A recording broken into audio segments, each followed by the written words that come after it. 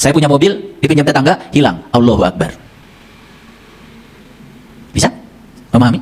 Ya. Apa rencana Allah? Karena saya paham hukum kekekalan energi. Di semesta ini tidak ada yang benar-benar hilang. Tetapi Allah akan mengganti satu kehilangan dengan kehadiran yang baru. Ternyata, hanya untuk melepaskan kemelekatan saya kepada mobil, saya harus kehilangan mobil. Mobil diganti dengan apa? Kebebasan saya dari keterikatan pada memiliki yang namanya mobil. Jadi ternyata untuk membebaskan rasa memiliki saja, harus kehilangan yang kita miliki. Allahu Akbar.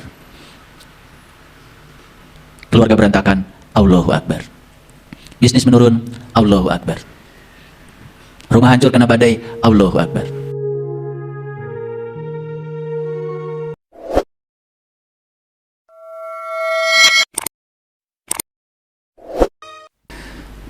Bismillahirrahmanirrahim. Assalamualaikum warahmatullahi wabarakatuh. Salam sejahtera untuk kita semua. Om Swastiastu, Namo Buddhaya, salam kebajikan, Sampurasun. Rahayu Sagung Dumadi. Mari kita selalu bertekad di setiap hari baru yang Allah berikan pada kita, kita selalu memiliki kesadaran baru, sudut pandang yang baru. Karena tujuan hidup bukanlah tempat, tapi tujuan hidup yang sebenarnya adalah memiliki sudut pandang yang baru, sudut pandang yang mendamaikan, yang menenteramkan, sudut pandang yang membahagiakan, sudut pandang yang membuat kita semakin sadar. Selalu bertekad agar kita selalu menjadi sumber cinta, sumber kebahagiaan, sumber keberkahan. Tidak boleh ada lagi orang lain yang terluka hatinya karena bertemu kita. Tidak boleh lagi ada orang lain yang berkurang kebahagiaannya karena bertemu dengan kita. Saya sudah menyampaikan satu mantra agung di kesempatan kajian yang lalu. Dimanapun saya berada, dengan siapapun saya berjumpa, saya akan melakukan kebaikan kepada mereka tanpa pamrih. Lakukan itu terus menerus. Kecil memang, tetapi itu dampaknya sangat besar. Karena hadiah dari cinta adalah dicintai. Selalu menjadi sumber cinta, sumber sukacita bagi semua makhluk. Baik yang kelihatan maupun yang tidak kelihatan, di setiap ruang dan waktu, di semua tingkatan. Sadar bahwa makhluk itu bukan hanya yang kelihatan. Di ruangan ini banyak sekali makhluk-makhluk yang tidak kelihatan, ikut bergabung, ikut merasakan getaran kita, ikut merasakan energi kita. Makanya mereka juga senang kalau disapa oleh kita. Itu bukti bahwa kita mengakui eksistensinya. Segala puji hanya milik Allah. Energi universal tanpa batas, kecerdasan semesta yang mengurus mengatur seluruh semesta ini dalam keseimbangannya, sumber kekuatan positif, daya semesta. Kalau orang Sunda bilang sumber kahuripan. Jadi hurip itu artinya daya. Karena ada kahuripan, maka ada kahirupan. Karena ada daya semesta, maka muncullah yang namanya kehidupan.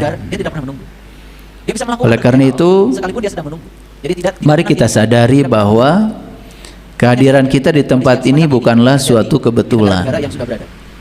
Karena tidak ada lagi di semesta ini yang bernama kebetulan. Semesta telah memilih diri kita ada di sini. Kenapa memilih kita ada di sini? Karena semesta sangat tahu kebutuhan kita. Ada yang kita butuhkan. maka semesta akan mengalirkan pengetahuan lewat tangannya, dan saya sudah berserah diri kepadanya. Saya persilahkan Allah menggunakan saya sebagai kepanjangan tangannya, menyampaikan energi positif buat mereka-mereka yang membutuhkannya. Saya selalu yakin resonansi itu selalu terjadi, dan resonansi itu selalu antara dua frekuensi, dua energi, dua vibrasi yang setara. Yang berbeda frekuensi, berbeda vibrasi, berbeda energi tidak mungkin ada di sini. Makanya hebat alam semesta itu. Apa yang kita butuhkan selalu dipenuhi. Cuma kita tidak mengerti. Kita karena dibisingkan oleh ego kita, ambisi kita. Karena kita ingin selalu agar alam semesta mengikuti keinginan kita. Keinginan dan kebutuhan itu dua hal yang berbeda. Walaupun tidak kita sukai, kalau itu kebutuhan kita, pasti itu keinginan Allah.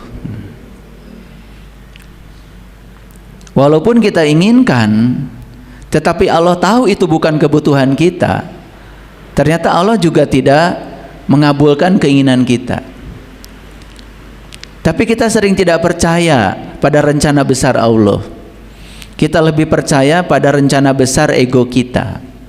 Ego yang terbatas, ego yang sempit, itu jauh lebih dipercaya daripada kebijaksanaan semesta yang cintanya tidak bisa diragukan lagi. Oleh karenanya, mari kita hadir sepenuhnya di sini saat ini sekarang, karena hidup itu bukan nanti. Hidup itu bukan kemarin, hidup itu adalah sekarang. Kita tidak bisa bernapas besok, tidak juga bernapas kemarin. Napas sebagai bukti kehadiran sang hidup ya sekarang sedang mengalir di sini. Harta yang tak terbatas yang kita miliki saat ini adalah nafas. Tetapi menyadari nafas saja hampir tidak punya waktu, karena kita lebih dibisingkan oleh ambisi dari ego kita sendiri. Yuk sekarang hadir di sini sepenuhnya saat ini sekarang.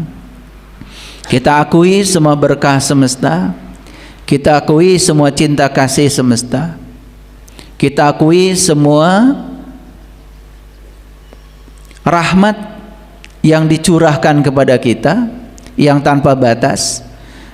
Kita akui dan percayai kebijaksanaannya, karena dia tidak mungkin memberikan sesuatu kepada kita yang bukan kebutuhan kita. Oleh karenanya mari kita puji Dia bersama-sama dengan penuh kesadaran dengan membacakan hamdalah. Alhamdulillahi rabbil alamin. Mari kita sadari kehadirannya dalam diri kita. Dia tidak pernah meninggalkan kita, selalu menunggui kita, menyapa kita, tidak pernah sedetik pun meninggalkan kita. Bahkan saat kita tidur pun Dia tidak pernah tidur, tidak pernah terkantuk, senantiasa memenuhi segala kebutuhan kita. Kita mohon ridhonya, kita mohon berkahnya, seraya membaca basmalah. Bismillahirrahmanirrahim. Kajian kita hari ini, saya ingin menegaskan apa perbedaan niat sejati dan ambisi ego. Harapan saya setelah kajian ini, para sahabat, baik yang hadir di tempat ini maupun yang di rumahnya masing-masing, ada puluhan ribu sahabat yang sekarang sudah bergabung secara online, semua menjadi tahu apakah yang kita lakukan selama ini berdasarkan niat sejati atau berdasarkan ambisi ego? Kalau kita bisa membedakan ini, luar biasa. Kalau kita bisa membedakan ini, luar biasa. Lebih luar biasa lagi, setelah kita sadar perbedaannya secara tajam, maka kita segera mengubah semua niat-niat yang berdasarkan ambisi ego, dirubah menjadi niat sejati. Karena dampaknya sangat berbeda. Niat sejati berasal dari ruang suci, berasal dari ruang hening. Sedangkan ambisi ego berasal dari tempat yang kotor, tempat kebisingan. Kita sering sekali tidak menyadari ini. Contoh sederhana aja. Rasanya saya sudah visualisasi, sudah afirmasi, sudah imajinasi tentang hidup yang saya mau.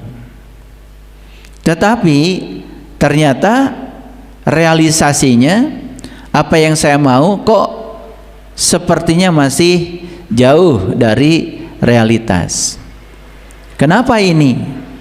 Jangan-jangan ya, realisasi yang kita maksud, yang berasal dari afirmasi, imajinasi, visualisasi, itu berdasarkan ambisi yang datang dari ego. Contoh sederhana saja, ketika kita memvisualisasikan sesuatu, tetapi dalam diri kita ada perasaan ketakutan, ada perasaan kekurangan, itu akan menjadi penghambat. Sepertinya mendekatkan kita dengan realitas, malah faktanya semakin menjauhkan kita dari realitas. Kenapa? Karena alam semesta itu tidak mengerti kata-kata kita, tidak mengerti untaian bahasa kita. Alam semesta hanya mengerti getaran yang ada dalam diri kita. Saya berulang kali mengatakan bahwa hidup bukan tentang mendapatkan, tapi hidup itu tentang mengizinkan. Hidup itu bukan tentang mengejar. Tidak perlu mengejar Tuhan, tidak perlu mencari Tuhan, karena Tuhan tidak perlu dicari. Dia adalah sang keberadaan, sang kehadiran yang sekarang ini beliau sedang menunggu kita, menunggu kepulangan kita, menunggu kehadiran kita. Pulang yang saya maksud bukan mati, tetapi pulang yang saya maksud kita kembali pada inti diri kita yang sejati, kembali kepada kesadaran murni kita sendiri. Kapan itu? Ya bisa sekarang. Makanya saya bisa membedakan orang-orang yang hidupnya digerakkan oleh niat sejati dengan orang yang digerakkan oleh ambisi ego. Sangat gampang, sangat mudah untuk dibaca kalau kita tahu indikasinya, tahu indikatornya. Kan banyak ya di dunia ini orang yang sibuk tapi tidak hadir. Ngerti maksud saya? Sibuk tetapi tidak hadir. Dia sibuk ya, dia sibuk ya mencari nafkah dari pagi, kadang-kadang sampai tengah malam. Anak istrinya masih tidur, dia sudah pergi. Anak istrinya sudah tidur, dia baru datang. Terus begitu setiap hari, sibuk tapi tidak hadir. Sebetulnya dia pun tidak mengerti apa yang dia kejar sebetulnya. Banyak kayak gitu.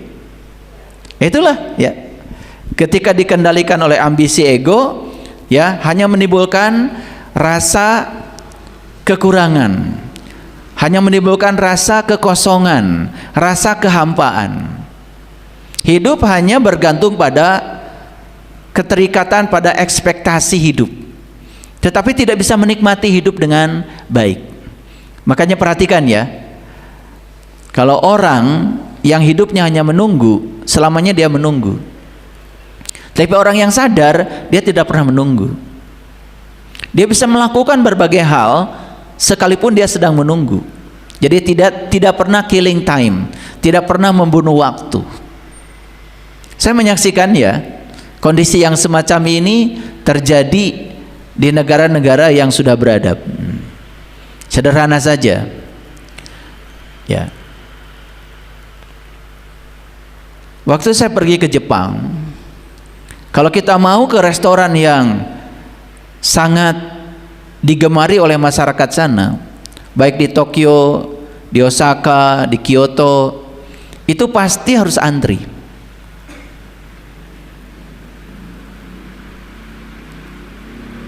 Dan saya perhatikan mereka ketika antri, ya, wajahnya itu tidak memunculkan wajah yang kesal, ketidaksabaran, apalagi mau menyela antrian, hampir tidak ada. Mereka sibuk baca buku, ada yang sibuk baca artikel, macam-macam yang mereka lakukan. Jadi orang yang sadar itu tidak pernah killing time, tidak pernah membunuh waktu. Dia menikmati setiap episode kehidupan itu dengan penuh kesadaran. Itu maksud saya, sibuk tetapi hadir. Karena banyak yang sibuk tapi tidak hadir. Bahkan banyak yang sibuk ibadah, melakukan banyak ritual, tapi tidak hadir. Tidak hadir. Saya pernah memberikan satu pertanyaan, ya, sama orang yang sangat sibuk dengan ritual ibadahnya. Bukan saya menyepelekan. Pertanyaan saya sederhana. Kenapa ketika kita sholat, setiap pergantian gerakan selalu mengucapkan Allahu Akbar? Pernah nggak Bapak Ibu nanya? Dari berdiri mau menyimpan tangan di sini, kan diawali dengan Allahu Akbar. Habis ini kemudian ruku, pergantian gerakan, kan baca Allahu Akbar juga. Sadar nggak? Kenapa setiap pergantian gerakan selalu mengucapkan Allahu Akbar? Pernah nggak Bapak Ibu bertanya? Enggak ya? Hebat ya. Saya ini mungkin orang aneh ya, karena semua saya pertanyakan. Jadi saya masih ingat ya, ketika pertama kali saya belajar teori relativistik, ya, teori relativitasnya Einstein. Saya membaca, sebelum saya baca buku itu, ya, kuliah tentang fisika relativitas, itu saya ingin membaca dulu tentang siapa Einstein, supaya saya ada hubungan, ada trust gitu.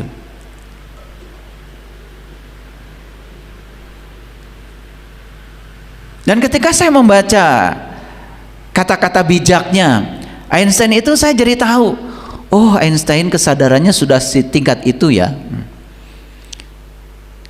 Sehingga tidak mungkin ya semesta itu memberikan rahasia kepada seseorang ya yang belum mencapai kebijaksanaan. Karena ternyata rahasia semesta itu hanya dititipkan pada orang-orang yang sudah mencapai tingkat kebijaksanaan tertentu.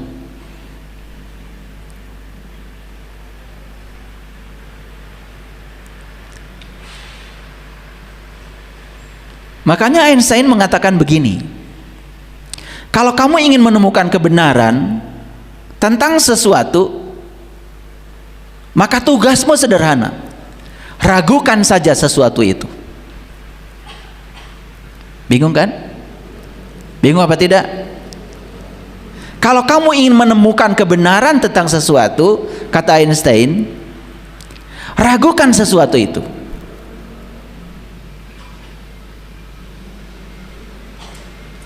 Coba saya mau nanya di ruangan ini, yang pernah kuliah S1,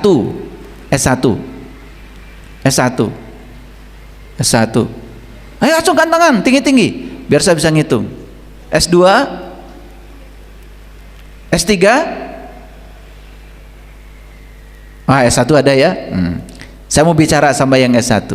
Kan setidak-tidaknya untuk mendapatkan gelar sarjana itu ada satu tahapan yang harus dilalui. Kalian bikin skripsi. Betul nggak? Dan saat bikin skripsi kan pasti harus ada masalah, betul? Dan masalah itu dirumuskan dalam rumusan masalah.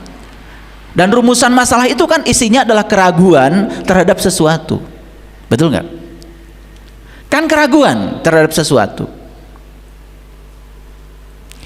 Jadi sebetulnya para peneliti itu menemukan kebenaran karena dia mengawali meragukan sesuatu.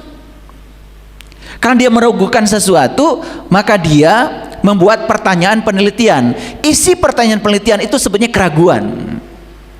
Karena ada keraguan mendorong dia melakukan aktivitas meneliti, mengumpulkan data dan sebagainya.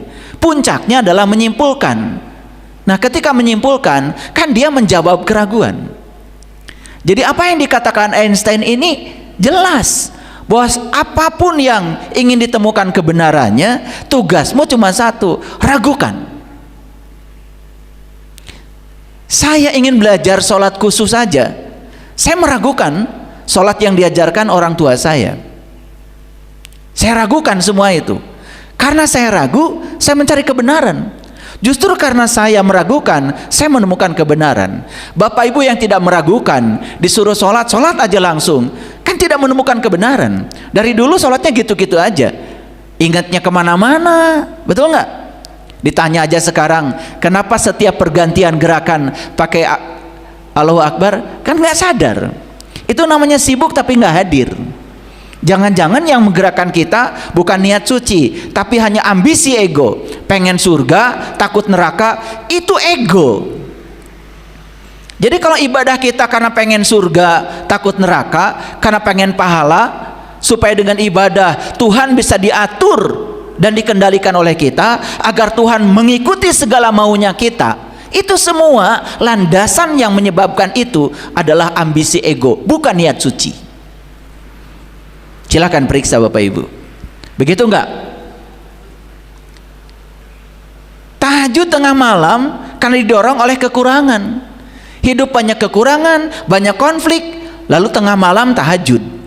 Biasanya enggak tahajud, kemudian tahajud. Tahajudnya itu bukan didorong oleh Allah, oleh Rasulnya, bukan karena kecintaan kepada Allah, semata-mata karena sekarang sedang banyak masalah. Harapannya dengan tahajud kali aja masalahnya tambah mereda. Ternyata masalahnya tambah kenceng. Kenapa? Karena hukum tarik menarik berlaku, like attracts like, yang serupa menarik yang serupa. Karena kita melakukan itu didorong oleh rasa kekurangan, yang terjadi malah kekurangan dan kekurangan. Kita terjebak dalam siklus kekurangan yang terus menerus.